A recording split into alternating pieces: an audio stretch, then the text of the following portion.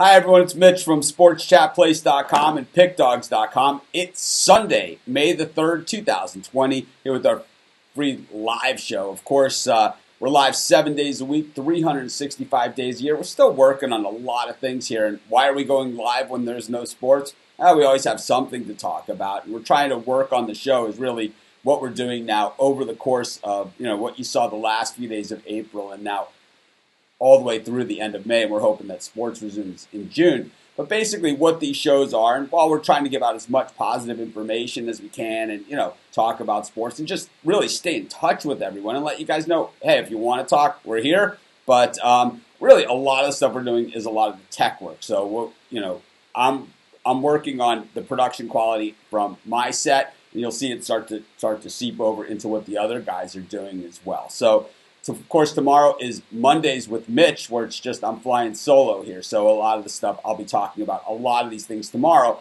and I'll probably give a little bit of a behind-the-scenes tour as to what I'm doing here so you guys can see exactly what I'm talking about. But anyways, thanks everyone for joining me. We're going to talk the SEC today, and as you can tell, I have a little player going on there. No, it's not that one. So, oh, shit. Anyways, we're going to fix that. Anyways, it's going to fall. Anyways, we got Steve Monahan with us. We have Chris Ruffalo and Rod Zawacki. Steve and I are going to talk some NFL news, and then with Rod and Chris, we're going to get their picks on who's going to win the SEC this year. Maybe Steve will even tell us his. But anyways, without further ado, let's bring in Steve Monahan, and let's see what we got. Trying to do this a different way. Didn't work, so we'll just do it the old way. Steve, welcome. Good morning. How you doing today? Hanging in there. It's still dark here in Hawaii, but I've played 2 rounds of golf so far. I shot 77 on Friday and 78 yesterday. The front 9 killed me on the front 9 I played well outside of the first 2 or 3 holes on Friday. I absolutely tore it up. I had a few birdies. And then yesterday it was the opposite. The front 9 got the best of me, and then the back 9 I was 2 over. So ended up, with 78. I'll take it, 77, 78. I'm going in the wrong direction, but I think I'm hitting the ball better. But I'm just happy to be out on the golf course. I know a lot of people out there not as fortunate. I had Steve muted, but now he should be working just fine. I don't know. I constantly keep messing that up, but eventually I'm gonna get it right. But we have some NFL news. It looks like some contracts not being renewed. John Ross, Mitch Trubisky, Leonard Fournette. You want to go through these one by one? Because the common theme here is underachievers and guys I hated in the draft. Okay, so that's the common themes here. Let's go one by one. John Ross. Here's a guy that has played. I watch a ton of football, and I can tell you, I've seen him maybe catch 2 passes of his, however many he's caught. What do you think? He came highly touted out of Washington, right? A burner. Not really. So, he's a combine guy. This is a combine guy, That's what I mean, a combine guy. Hence, if he runs a fast 40, that type of thing, then he moves up, and the Bengals drafted him, but they're declining the 5th-year option, to your point. He hasn't been productive. And I don't think that's a surprise. I don't think his career will be over and somebody will pick him up. But, he's under contract for, another year or so. But yeah, disappointing. I think that it was a first-round draft pick. Yeah, and to me, it's like here's the combine guy. That's what this is. He's had injury problems. There've been a lot of it, but he was just never really a football player to begin with. I think he's a guy that goes to another team. He does contribute somewhere else. He has that speed. Someone's going to pick him up, right? Someone's going to pick him up. He's going to, they'll use him right. Hopefully, he gets in the right situation. And I think there are a few situations out there. An Austin type of guy that'll get picked up by somebody that's got can play in the slot or outside. You run a 4-2, 4-3, 40. There's usually a place for you in the NFL on some roster. How much money he's going to make on that roster, I'm not really sure. But he's going to take a big pay cut, that's for sure. he's on the rookie contract, so they're not adding things. And if Amari Cooper is making $20 million a year, who even knows, right? At this point, there's someone $20 million a year. Yeah, someone out there. What's that? Yeah, someone out there might be paying them. Someone out there might pay him. But anyways, we have another guy. So Leonard Fournette. Here's a guy who has shown that when he's healthy, he certainly makes his quarterbacks better. He got Blake Bortles to the AFC Championship game. Okay, it was also a savage defense that he had. We're going to give him that. But it's my philosophy of running the football and playing defense. And I think Leonard Fournette is another guy that if he winds up on the Patriots, we're all going to be mad, right? We're all going to be really, really mad. But I mean, these are the type of teams where you could see Leonard Fournette, the Patriots, the Steelers. I could even see him on the Dolphins. I mean, they have room for running back, and there's a lot of places for Leonard Fournette, but he wants a ton of money. Exactly, and I don't know who's going to pay him that kind of money, especially New England. I mean, if he's going to go to New England, they're not going to be paying him the kind of money that he thinks he's going to get. But that's a logical landing spot, obviously, New England with the Corey Dillons and How about the New Orleans Saints, who and all these guys they've had in the past that have been productive. How about the Saints, who kind of had a little drop off with the loss of Mark Ingram? They didn't really have that bruising runner. Yep. It's you could have these other guys, the Latavius Murrays of the world, but they're not Leonard Fournette. And also, he lands back in Louisiana there. Exactly. It's logical. Played at LSU. I can see that. And again, there's a million spots for a guy like that. I think he's had some injury problems, but when he has played, and last year he was healthy, he is productive. Yep. The last guy, that we're going to talk about today is Andy Dalton, who is signed with the Dallas Cowboys, a 1-year contract. So just a lot of confidence by the Cowboys shown there in Dalton. And it could be Dalton that just wants the 1-year contract too. But, the Cowboys have had a lot of problems over the years with injured quarterbacks. Dak really hasn't been a guy who's been an injury guy. But, they did sit through the Tony Romo era where, he was injured most of the time or a good portion of the time. What do you think of this Andy Dalton signing? For me, here's a team that never wins playoff games, and here's a quarterback that never wins playoff games. This sounds like a match made in heaven. What do you think, Steve? Yes. No, I mean, Andy Dalton played at TCU. No, but let's look at it. Let's address the elephant in the room here. His playoff record and the Cowboys' playoff record, and just the mesh. I cannot dispute that. That's a factual statement you actually made. What exactly is this team doing? What are they doing? What are you doing? He's an upgrade over Cooper Rush. Cooper Rush has been the backup for 3 years. But what about in a salary cap league, right? A luxury item like Andy Dalton and a backup quarterback. Some people think they're more than a luxury item, but they are a luxury item. I don't care what you say. How much is he making? Because you're in a salary cap league, and now you're taking away depth because you got a wide receiver that plays 1 game a year that makes $20 million. You got a running back that celebrates first downs, but as the season progresses and the bigger the game, he makes fewer and fewer of those. Okay, and fewer and fewer meaningful touchdowns, less and less impact. What he's not is a workhorse. And it's like. He wants to be a workhorse. Feed me, feed me, feed me. We would if we were winning games doing that. But we're not. We can't even get to the lead to run out the clock and manage the clock because it's not getting it done. Because every time it comes to a third down pass, we got a wide receiver that doesn't, just decides he's not going to play even though he's making $20 million. Which is, those of you keeping score at home, which is $1.4 million a game. Okay, so which is, divide that by 60 minutes, how many offensive plays this guy's in. So $1.4 million a game. I mean, how many offensive plays are in a game? 60 maybe. So it's $1.4 million divided by 60. So you figure out what Amari Cooper is making per play, and you tell me if you're getting that out of this. I mean, I have problems with the Dallas Cowboys. To me, I kind of put my eggs in their basket in that last. I actually bought into it that last 4 or 5 games of the season that they were going to be the team that emerged out of that division. And then, by 2 games into it, I had already cashed it in and said that it was going to be Philly. It was like this is how much faith I had in this team.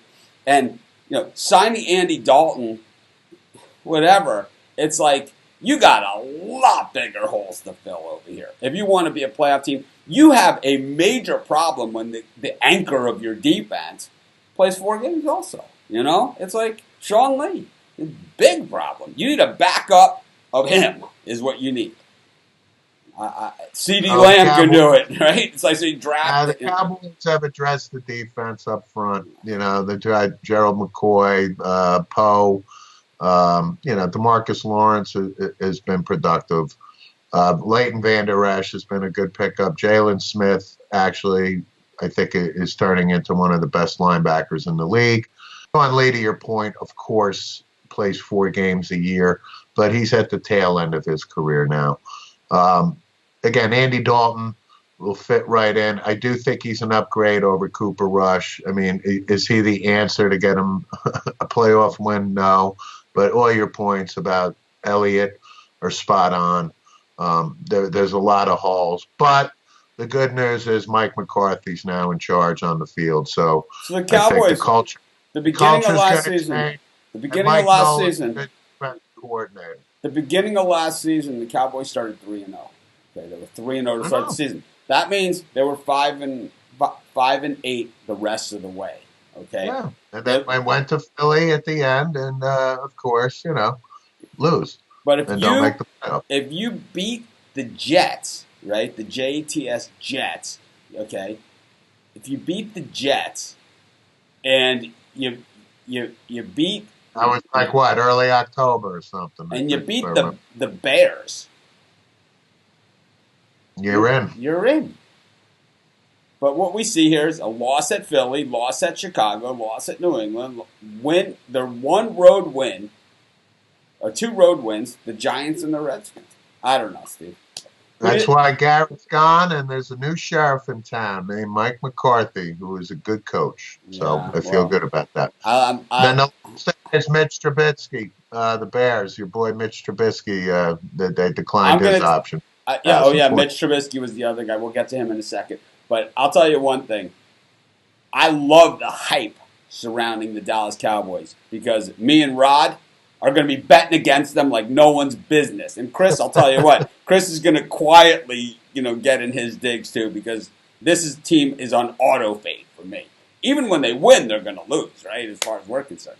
But let's get to Trubisky was the other guy. The Bears traded up for this guy. Everyone was like, he had 1 year of college experience. And he was mediocre at best. He was a scrambler in my book. He was, I don't like quarterbacks that tuck it under too much. I think Russell Wilson, when he's the last resort and he gets to the outside and, he makes that play, that's one thing. But the guy who tucks it in too early I never played quarterback. And Steve, you played quarterback in, high school and, before and all that other stuff and, college level. It's like, what coach tells you to not wait until the very last second to tuck it? And it's like, it's basically a throw it away thing, right? It's like, if you can't throw it away or something, right? It's like, or if you see a room or something happens, but it's like, these are the last of the last resorts. But Trubisky, that's when he's most effective, is when he runs. Can you build it? No, you can't. They just stated that they're declining the option on this guy. Well, this is why, right? And this is why Dalton is under a 1-year contract, so they can get this guy next year. That's really what this is about. So maybe Cam Newton winds up in Chicago. Nick Foles is there. We'll have to see how that works. No, that's true. Nick Foles. You're right. We'll have to see how that works out. But anyways, we're gonna bring in Chris. We'll see Steve in just a little bit. We're gonna bring in Chris Ruffalo, the puck dog, and we're gonna talk some SEC football. But thanks, Steve, for joining us. Bring in Chris Ruffalo. Chris, good morning. How are things out there in Mississauga? They're doing well. We're starting to get the warmer weather. You wouldn't know it was early May outside. You'd think it was the middle of July out here, but I'm starting to get used to this. Yeah, I tell you, it all of a sudden the last few days here it got really hot, really hot. So we're kind of doing the same thing, but playing some golf, but not a lot going on in sports. Steve and I just went through this, and we don't need to rehash what my opinion of the Dallas Cowboys, because I'm going to continue to kick these guys around until they give me reason not to. Because one thing that we don't do, right, in sports betting world is, if you want to win, is you don't give credit to teams before they've actually earned it. And how many times have we done this? And it's like, we're going to get to the SEC in a second. There is a segue here at some point. But how many times do we Bryce Harper Phillies and, into, all of a sudden the Phillies are going to be great? No. They stink. And this guy bats .216, okay? It's like, what am I missing here? Are we missing something with this Andy Dalton and his 0 playoff wins? I mean, the Cowboys 0 playoff wins, the Andy Dalton 0 playoff wins. Mike McCarthy does have 1 Super Bowl. He had a great defense that year, the best defense he ever had in Green Bay, best receiving core he ever had in Green Bay, and Aaron Rodgers was a beast that year. And it took one big play and one bad play by Mendenhall in the Super Bowl really to get that win. Do you think he gets? You think he gets Amari Cooper to play? We didn't figure out how much Amari's making per play, but it's a lot, right? It's a lot of money. We'll figure it out. But what do you think about this Andy Dalton crap? It's like you were mentioning. I think you have to. You have to earn the respect before it's given to you. And like you said, Andy Dalton, no playoff wins. It's not going to be an antidote for whatever's ailing the Cowboys in that department. But, it's like I say, you got to kind of wait. It's got to take a wait and see approach. But for right now, if you ask me today, do I think he's going to be the answer? I don't think he's going to be the answer. I think he's going to be the answer as to why Dallas loses 2 more games than they did last year. But if he sees the field, but. Okay. So Amari Cooper makes $23,500 per play on average if he plays 60 offensive plays a game. He makes $23,500 a play. Are they getting that kind of value out of Amari Cooper? I just don't see it. We'll ask Steve again when he comes back on. Now we have that number. But let's get to some guys that really do play football and try on every single play. We're going to get to the SEC. And we got 2 divisions in the SEC, in the SEC East and the SEC West. And, it's been kind of the West has kind of dominated and gotten most of the ink in recent years. The East had a run with Florida and Tennessee, and they've had some good runs. So we'll take a look at this. Georgia, of course, has been a little bit of a beast here in the SEC. Kirby Smart, who I had negative things to say about, right, on the hiring, and I still don't like his side demeanor. And I don't love his coaching. I think he's got enough talent to win more, to win some of these games. I think he had the talent to win at LSU last year. I think that, he has so much talent, and it's like this is that good problem to have, where he doesn't have enough places on the field to play all his guys, and he's not getting that continuity that he needs. He's also got a new quarterback this year with Jake Fromm leaving, but the Bulldogs are still minus 110 to win the SEC East this year. Florida Gators plus 125. Felipe Franks isn't in the fold anymore. He's transferred, and it's Trask's team. Tennessee, we saw some really nice improvement late in the year, plus 1,200. South Carolina, Muschamp, knocked off Georgia between the hedges last year at plus 2,000 here. But, they won that game between the hedges, and then they just folded. I don't know what happened there with South Carolina. They lost at Tennessee, And I think that was enough to maybe they were as sick as we were over that one. Kentucky, I don't know. I think Stoops has done a real nice job there, but it's like it's always going to be a basketball school, so you're up against that. Missouri, who Charles Harris was another guy not renewed by the Dolphins. Like, the purging, right? They traded him. It's like let's trade first round draft picks for 7th round picks, and Vandy at plus 10,000. This is Georgia's division to win, or you think Florida here at plus 125, or I think the Vols, Jeremy Pruitt did a real nice job. Yeah, it's like you mentioned, Georgia's going to have a bunch of retooling to do, and while I'm sure they'll get there and they'll have their fair share of chances this year, I need to see Georgia bring in another quarterback, or I need to see something out of Stetson Bennett before I kind of invest any faith in him in the Georgia offense. I mean, he's a Georgia kid, so there's a little bit of added pressure there playing for your, school in your home state. That's one of the best in the conference. But again, I kind of need to see something. But I do like Florida here at plus 125 to win the East. I mean, they've got Kyle Trask coming back, Damian Pierce in the backfield, Kadarius Toney, Trevon Grimes, Jacob Copeland as the receiving core. They do have to replace guys like your guy Jabari Zuniga. They have to replace Jonathan Grenard. They have to replace C.J. Henderson on that defense. But it's still a very good defense. They grow defenders on trees in Gainesville. They do. Yeah. I mean, I'm an anti-Gator. Notre Dame, Ohio State, and Florida. That's my evil trifecta there, right? And it's like, but you have to give credit where credit is due. These guys recruit like no one's business. And if you're a college student, it's not a bad place to be. That's for sure. I know a lot of my friends went there. Pretty happy with it. Yeah, I do think that this division sort of boils down to, can Dan Mullen beat the Bulldogs? And I think that this, for his job security and for everything we've talked about in the past about the Dan Mullen against the Bulldogs, I think he does get that win here, and I think that propels Florida ahead in the division. I definitely like Florida ahead of Georgia. I think Tennessee is going to beat someone. I think South Carolina's going to be a little better than people suspect. And Vandy is one of those teams that's kind of like good year, bad year, good year, bad year. And their good years are 6-6, 7-5. And I think they could get to that sort of range. It just takes a while. Obviously when James Franklin left, it was a big step back. And now, you got to rebuild. And it's like that's where they are. We go to the West Division. And the West, the last few years has been the division. LSU, national champion last year, plus 400.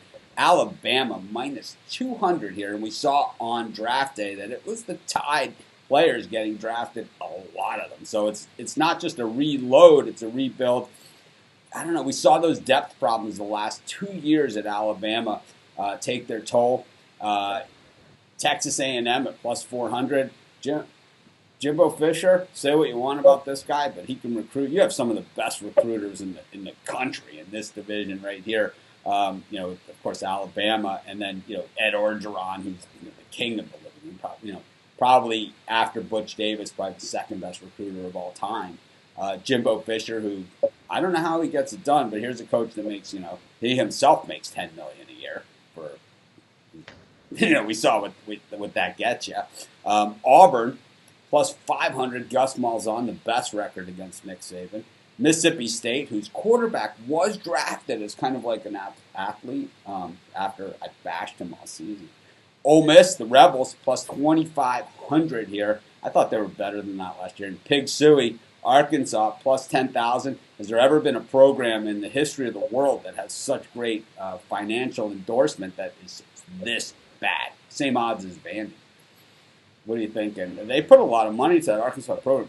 This is a team that, 10 years ago was in the Sugar Bowl against Wisconsin. Less than 10 years ago. Yeah. I mean, Alabama, it's like you said, they do have the depth issues. They've lost a ton of talent from last year. I mean, they always have this ability, it seems, to sort of bring in guys and always be near the top of the rankings, no matter what. They still have guys in the receiving core like Devontae Smith, Jalen Waddle, Najee Harris at running back. I still feel like I need to see a little bit more from Mac Jones.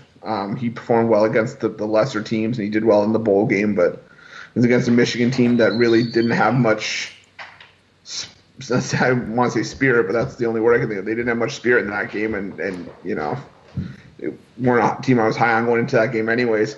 But a team I am looking at in this division, I think Auburn at plus 500 is getting some great value here. They still have Bo Nix at quarterback. He's only going to get better in his second year.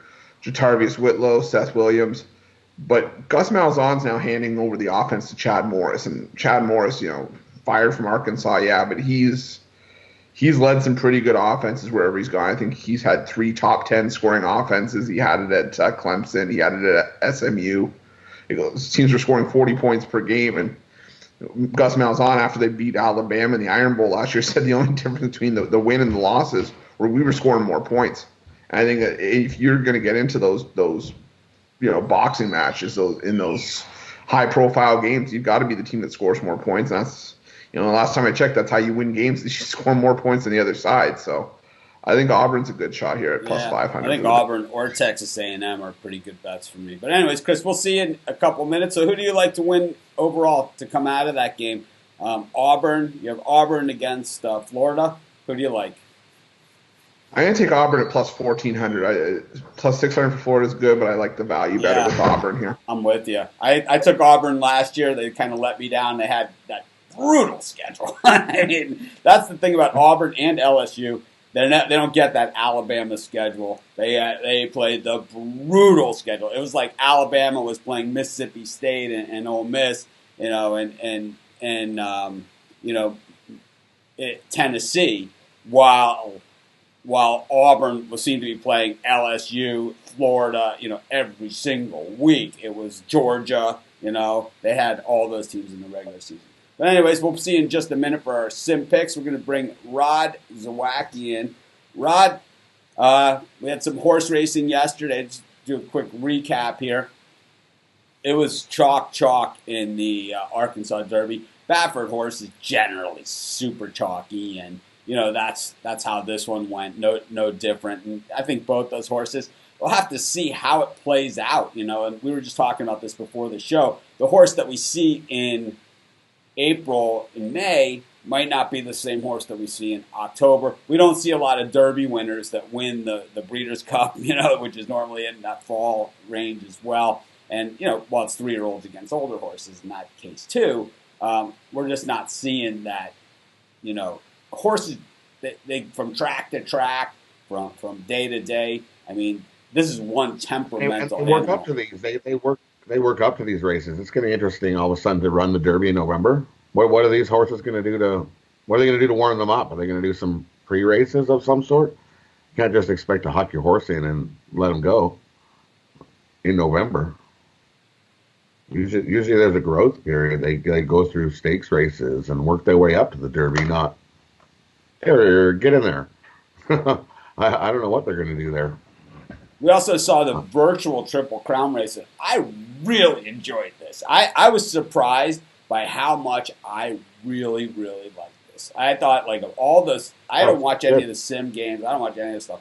But I watched that virtual Triple Crown, and I thought it was awesome. The cool thing was all those old horses, Citation and those guys like that, whirl away, right? I didn't recognize any of their colors and stuff, but it mixed in with the Firmed and the pink and black, and Seattle Slew and the black and gold, and American Pharoah in the turquoise. It was like Secretariat and the blue checkered. And when they did the autopsy on Secretariat when he died, they found that his heart was twice the size of a normal horse.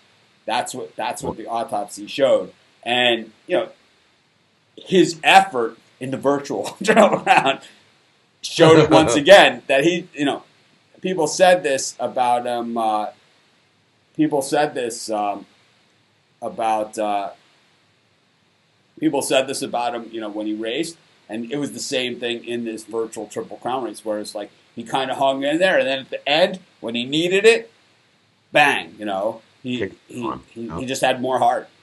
So I really, really enjoyed that. I think the 3 horses that I picked, Slew, Pharoah, and Secretariat were, I think it was 1st, 3rd, 5th or something, but Slew led most of the way. Pharoah got a horrible trip, but he was coming, at the end. But I thought that was a lot of fun. I really enjoyed it. I think we should do a little bit more horse racing. Maybe like on our segments, that we go throughout the week. We'll add some horse racing picks to our show here, and then we'll see how that goes. Because like we've been talking about doing horse racing for a while. It's just neither of us want to sit here all day and do a 5-hour show. I'm not doing it. It's not what we do. It's not my game, and I know once football starts, I'm certainly not going to do it. In baseball or anything else, I'm certainly not going to do it. So it's like I don't want to start something that I can't finish. But I think giving out a few horse racing picks a day, it takes a lot of homework too. Horse racing for sure. But it's more. There's definitely more stuff to look at when you're capping a horse race than. Got a lot of Rod Zawacki fans, and of course, I'm one as well. But anyways, what are your takes here in the SEC? We heard what Chris had to say. Chris was shooting for the value. I'm kind of in that same camp where the Georgia Bulldogs minus 110 in the SEC East. Kirby Smart does a lot of posturing on the sideline. I don't go for that stuff, because he hasn't won. It's like it's one thing when Lou Holtz grabs a guy by the face and it's like I don't like that either, but it's like at least you've won, Kirby's never won as a head coach at all. He hasn't been a head coach for all that long, so I'm not saying he never will, but I'm going to say that he's never going to have a better chance. It's kind of like Kyle Shanahan in last year's Super Bowl, up by 10 with 10 minutes to go or whatever. You're never going to have a better chance. You might, I don't know, but it's like you're given that type of chance, you have to close the deal. And Kirby Smart had that same chance in the national championship game, ends up getting caught by Alabama, and then to the Tua Tagovailoa touchdown pass to beat him in overtime, which was a miraculous play, in hindsight. But Kirby Smart is the defensive genius. He's the genius at the college level. At least he thought he was when he had Alabama's players. Anyone here come up and bite the Bulldogs? Because they're loaded with talent, but a little rawer than we're used to seeing them. I like the Gators to win the East Division here. I think they can beat the Bulldogs here. I really like Amari Jones there. And he's the backup quarterback. I think he's way better than Kyle Trasker. And Jones is just too much talent to leave on the bench. I don't think he's going to be sitting on the bench very long. Dan Mullen's a coach that kept Cam Newton on the bench, so we'll see what he does here with him. But of course, he had Tim Tebow as a starter back then. I'm not saying that Trask is Tebow, that's for sure. No. So I think I kind of go back and forth here. It's weird because I really don't like any of these teams personally, but I would love to see. No, I don't think they win this conference. I think it's a little too raw. But I think college football is better when Tennessee is good. I love the whole Rocky Top thing. I've been to a game in Knoxville, and I have to say, some of the nicest people you'll ever meet in the world at a football game. It's like we walked with probably 300 Miami Hurricane fans from our little tailgate party to the stadium in Knoxville, and these people couldn't have been any nicer to us. We beat them by about 600 points, and they still couldn't have been any nicer to us. It was really a pleasant experience. Just a far cry from a place like Morgantown or something like that, or even Gainesville, which is or the Horseshoe in Ohio State. And I've even been to Ohio State games where they played on a neutral site, and there's no better there either. But yeah, I think that it comes down to the October 31st game between Florida and Georgia. Yep, who wins this. The cocktail party in Jacksonville. Yeah. So we go to the SEC West, and this conference has been spitting out Heisman winners, national champions, and certainly a playoff team every single year. Has had at least one team in the playoff. It has several of the national champions and at least national championship game participants. Even when Florida State won the national championship, pre-playoff, the Jameis Winston year, they beat Auburn, and it goes on and on. Auburn, won it with Cam Newton against Oregon, Chip Kelly. It wasn't that long ago. But, LSU coming off the national championship season, obviously Joe Burrow's gone, and quarterback's been an issue there at LSU for a very long time. It really was the missing piece of the puzzle. Wasn't just us spewing that at them for all these years. It actually was the case because they get a quarterback all of a sudden they win the national championship. Anyone contend here with Alabama or LSU? Because Texas A&M, they're talking a lot of smack. Kellen Mond is back for his third year. He was, of that quarterback class, he's the last of the this was like seen as one of the best quarterback classes out of high school. Kellen Mond is the last of those gems that are still at the college level. Texas A&M, Jimbo Fisher, he's had a ton of. Look at the NFL draft and look at the Texas A&M guys and look around the NFL. Even Tom Brady's gushing over his Texas A&M wide receiver that he's got. Right? It's like, is this the year, or is Jimbo not the guy? Jimbo does have a ring, too. It's just this. When you look at the schedule, as Alabama got this soft schedule again, like. Well, it's not even fair. LSU has to go in and they have to play. Like, look at the teams they got to play. They got to go play. They got to play Florida. Then they got to play Auburn. Then they got to play Texas A&M. Florida. They have to run a gauntlet to win the division, and Alabama just coasts right along. They have to play one game. Certain teams have certain teams that they play every single year. So for Alabama, that's in the other division. It's kind of like when all the conferences split to divisions. There's been on opposite sides of the divisions natural rivalries that have to play every year. So like in the ACC, Miami has to play Florida State every single year. In the SEC, LSU and Florida have to play every year to hate each other's guts. Right? It's like it's the rivalry. They circle it. It's like, we hate your guts and we're going to play it. We don't even care where it is. We're going to play it. And then for Alabama, it's Tennessee, who also hate each other's guts. But I think this division comes down to the November 7th game, LSU, Alabama, for this. It has many times. Who's gonna do all the play calling for LSU now with Joe Brady going out? Well, they just follow his same schemes. They always find a way, man. All these they always do. Yeah. Well, those are two programs, especially at LSU, who have never had a problem paying up for coordinators. These guys get it, LSU and Alabama, why are they always so good? Is that they always pay up for coordinators.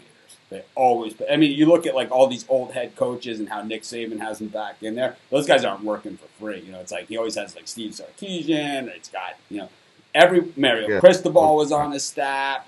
It's like these guys are not cheap, and it's like he has tons of them. So I'm not worried about that, but anyways, UFC I think the fights are on May 9th. So we'll talk about that on May 9th. Got to save something. we have picks on those. we have picks on those at both Sports Chat and at Pick Dogs. But Rod, who do you like to win the SEC? It's pretty much an automatic berth in the playoff, in the college football playoff. Who do you like? I'm gonna stick with Florida. I think Florida's got a shot to come out of here. I think LSU and Alabama. I think what we're seeing at Alabama, and none of us took Alabama, and I think what we're seeing at Alabama, and it's the same thing that I've been saying for the last few years, and we saw it beginning with the Deshaun Watson game against them.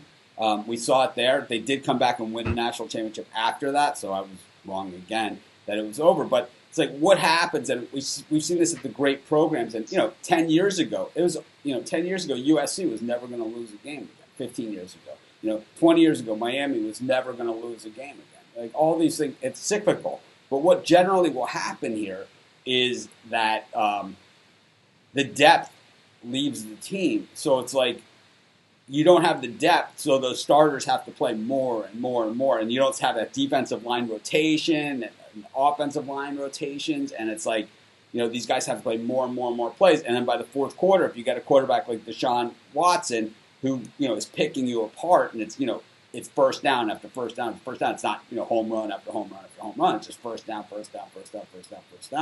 It's like it's a lot of plays for your defense. And by the fourth quarter, Hunter run throw and push your defense back to the side and just catch a touchdown pass for the national championship. And that's pretty much what happens. But anyways, Rod, we're going to bring the guys back in, do the sim picks. We're running about not too far over what we hope to run over today, but just a little bit. Welcome back, guys. Steve, 23,500 a play. I think you could probably round it up to 25. Yeah. And still 23-5 without him making a play. So. I mean, this is like this Standing to me. On the sideline, that contract to me, looking at it from these, could be, one of the worst contracts in the history of contracts. I think looking at it that way, I think the Bryce Harper contract, but they're going to make that back at the gate. They made that back at the gate with Bryce Harper, at least for 1 year. But they're not making Amari Cooper money. I'll tell you that much. Amari Cooper's coming. Like Amari Cooper is the biggest bum ever to grace an NFL football field. I don't buy it. Has he missed a lot of time? Yeah, I get it. But he is productive when he's in there. Let's be real here. Yeah, but he's being paid to be productive all the time. I understand that. Amari Cooper, I would say, is a middle-of-the-road wide receiver on his best day. You're acting like he's the late Charles Rogers, for Christ's sake. No, I'm not saying that he's Charles Rogers. I'm saying that he's not as good as like a T.J. Hushmanzada, and that he's being paid like frickin' Jerry Rice. That's what I'm saying. Okay, that's fair. That's fair. It's like, who would you rather have? T.J. Hushmanzada in his better years, or Amari Cooper? I mean, really? I'll take Hushman. One for Hushmanzada right here. 2.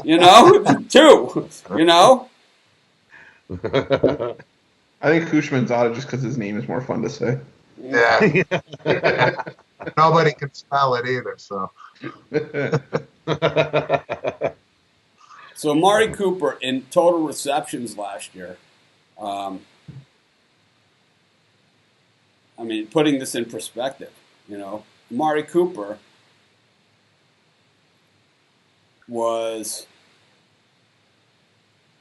where is he even on this board? So he's 22nd in the NFL in receptions last year, okay, with 79.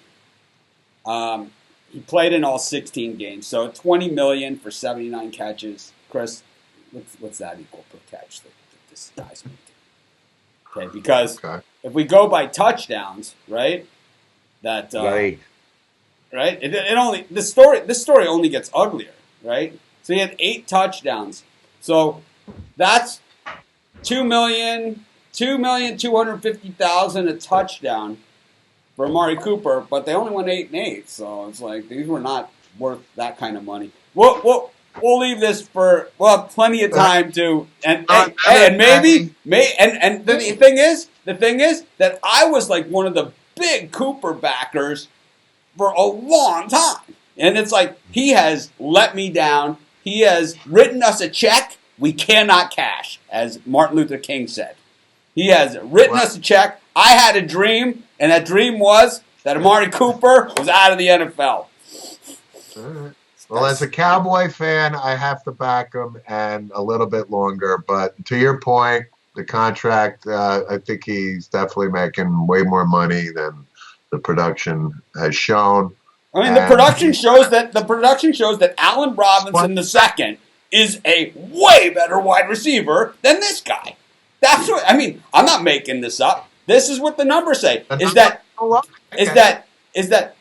the numbers say is that DJ Moore runs this guy out of the gym. That's what the numbers say. The numbers say that Jarvis Landry with frickin' Baker Mayfield as his quarterback is better than this guy. Okay? The numbers say that Chris Godwin with Jameis frickin' Winston as his quarterback is better than this guy. I don't see it. Tyler Boyd, okay, had more catches than this guy. Tyler Boyd had 50% more catches than Amari Cooper. 50%. Because Amari Cooper's not out on the field for 16 games. He may play in 16 games, but he's missing Chris. a All ton of right, play here, every. Chris. Cooper Kupp or Amari Cooper? Who would you rather have? Cooper Kupp.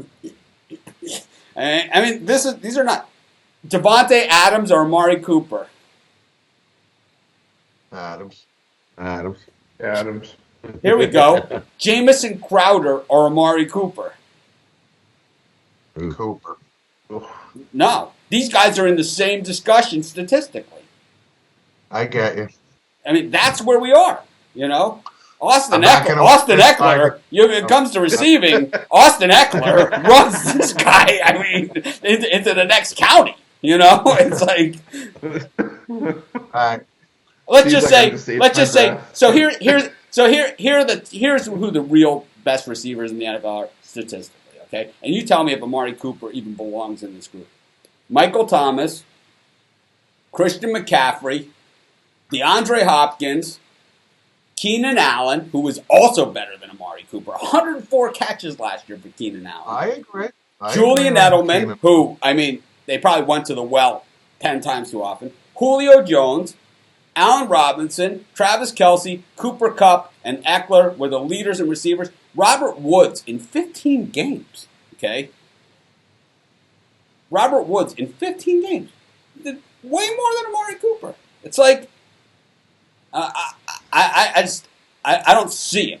And it's like, but anyways, Chris, let's get the other point is we have Ezekiel Elliott, too, that gets the freaking ball 20-plus times a game, okay? So you need to factor that in, that, you know, Dak's not throwing it 55 times a game or 46 times a game.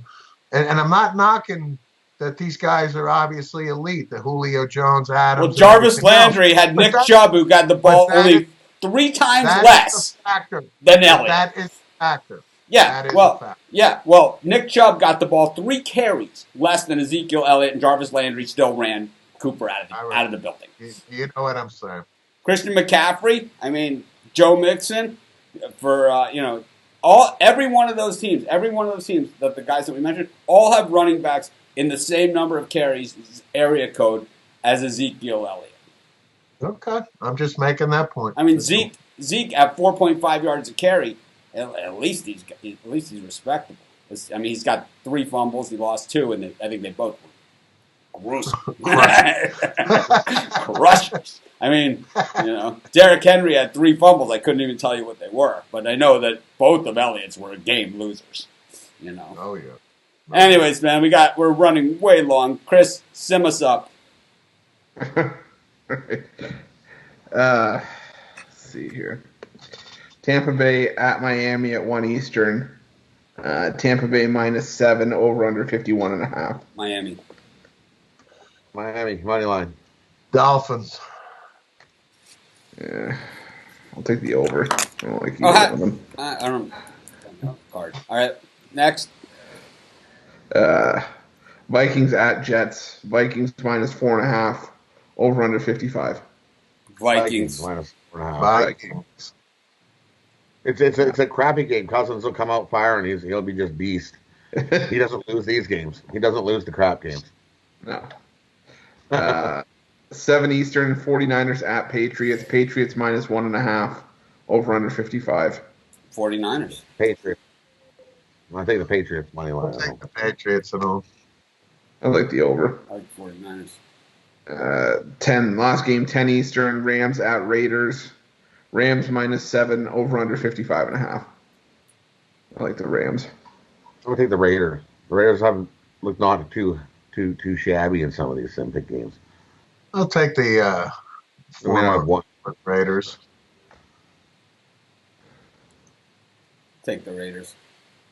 Yeah, once again, so Robert Henning is saying the same thing where it's like, one option versus, the other stuff in this Amari Cooper thing. Everyone else has options too. Everyone else has options. Le'Veon Bell on the Jets, right? I mean, we're talking Jet wide receivers better than this guy. He's got Sam Darnold, I mean, Le'Veon Bell. We're not making excuses for $20 million a year, guys. That's one thing we're not going to do here. He just got the $20 million. He hasn't played yet. Because he earned it, right? He's earned that number. You know? That. But he hasn't played yet at the $20 million rate. So I need $20 million or else I can't play, man. What is Amari Cooper going to say? No, Jerry, I don't want $20 million? Okay. It's like the Simpsons episode. It's like, we'd like to buy your company, the Germans. It's like, we'd like to buy your company.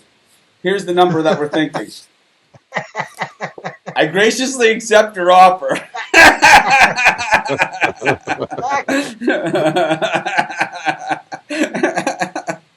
It's like, well, Amari better have 110 catches for 17,000 yards and 48 touchdowns. It's like the John Henry. It's the John Henry scene in Moneyball with Brad Pitt. It's